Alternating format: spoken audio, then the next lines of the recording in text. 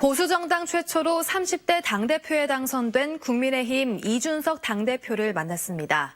이준석 대표는 보수정당의 변화와 혁신을 약속했고 내년 대선에서 원희룡 지사가 훌륭한 역할을 할 것이라고 평가했습니다.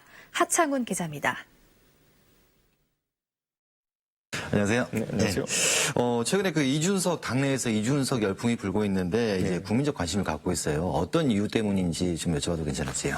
예, 아무래도 제가 지금까지 정치 활동을 해오면서 그 젊은 세대의 어젠다를 젊은 세대의 언어로 표현하는 건 상당히 익숙했기 때문에 최근에 이제 서울시장이나 부산시장 보궐선거에서 그런 어떤 부분이 관심을 받고 덩달아서 젊은 세대의 정치 참여에 대한 열풍이 불고 있는 것이 아닌가 그런 생각을 합니다. 네. 제주 4.3 특별법 개정 등의 그 최근에 국민의힘에서도 그 적극 지원을 아끼지 않았는데 하지만 뭐 이전에는 상대적으로 관심이 적었다 이런 논란도 사실은 있습니다. 그러니까 앞으로 그 4.3 희생자와 유족에 대한 보상금 지급 등의 절차가 남아 있거든요. 국민의힘에서 어떤 지원이 필요한지 좀 말씀을 부탁드리겠습니다. 기본적으로 뭐 이제 저희도 이제 배보상 문제나 이런 것에 대해서 적극적으로 임할 것이다라는 원칙으로서 말씀드리고요. 다만 지금 이제 논의된 특별법이나 아니면 제정된 법안들이 사실 뭐 아주 명시적으로 배보상의 국가의 의무를 규정한 것은 아닙니다. 그렇기 때문에 그런 부분을 합리적으로 저희가 논의해가지고 좋은 방향으로 해결될 수 있도록 하겠습니다. 네. 제주에서는 일찌감치 그 대선 출마를 선언하는 원희룡 지사가 있거든요. 원희룡 지사에 대한 평가를 하신다면은요? 우선 원희룡 지사는 젊고 개혁적 성향의 어쨌든 보수 주자로서 뭐 제주도와 뭐 당연히 뗄 수 없는 인연을 가진 분이고 무엇보다도 행정 경험이 두 번의 도지사 경험으로 인해서 풍부하다 이런 평가를 받고 있는 대선 주자입니다.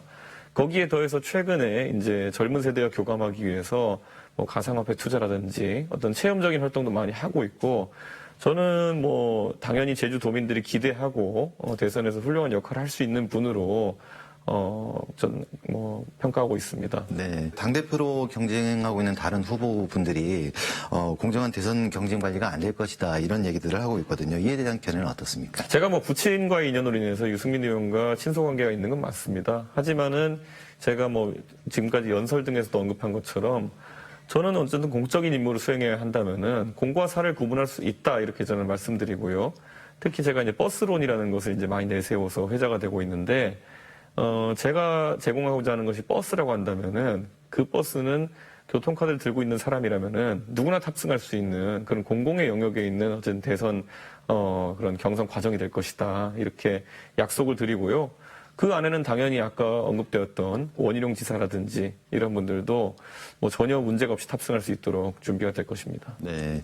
이제 가장 이제 쟁점이 내년 대선과 지방선거인데 이준석 전 최고위원 그리고 이준석 당대표로서 그리고 있는 국민의힘은 어떤 모습입니까?